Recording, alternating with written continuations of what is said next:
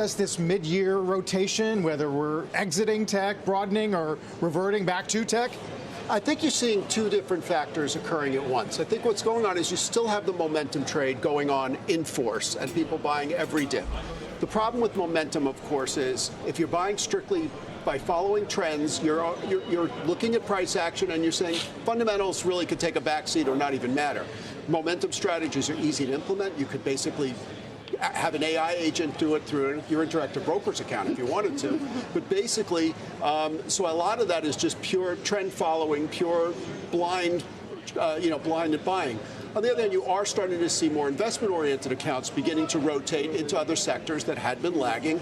The problem is there's not a ton of values out there right now, so I think it's just more of a search of spinning wheels to a certain extent, but I think it's better to spin your wheels into something cheap sometimes than just chase the expensive ones. Do you see those opportunities broadening, though, if the Fed doesn't need to follow through on some of their tough talk?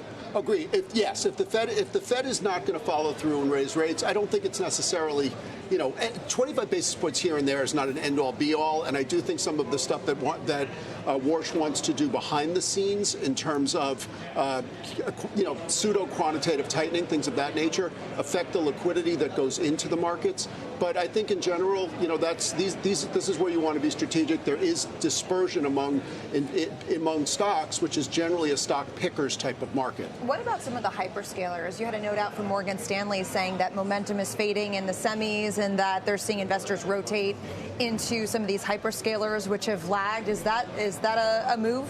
Well, Leslie, I think what I delineate this as is the makers versus the takers. And the makers are the picks and shovels, the semiconductor stocks. The takers are the hyperscalers that have to buy all this stuff. I think there is a natural push-pull. We really went very heavy toward the makers in terms of, obviously the semiconductors, but you see things like Corning glassware. Corning is up big as part of that trend. So, but you do have to wonder at some point how much can these companies soak their best customers. You can't just pass along price increases forever. Many of them do have long-term contracts, but the idea that these companies are just going to be able to expand infinitely might be a little tricky, especially after Meta said, you know what, we overbuilt. We're going to take a bit of a breather.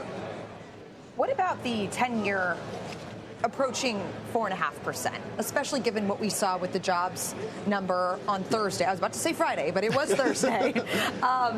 Do you feel like the market is adequately pricing the most recent numbers and still anticipating hikes? I think, the 10-year is, reflecting more changes about inflationary expectations. And I think if you're going to say one thing about the early stages of the Warsh Fed is that he's become more of a single mandate chairman as opposed to a dual mandate chairman.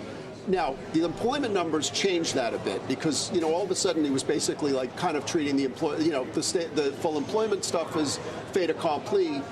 Maybe not so much now, and I do think that changes it. So, but I think the compression that you saw between 2s and 10 years in the spread was a reflection of the markets enjoying that the Fed was focused more on inflation. Now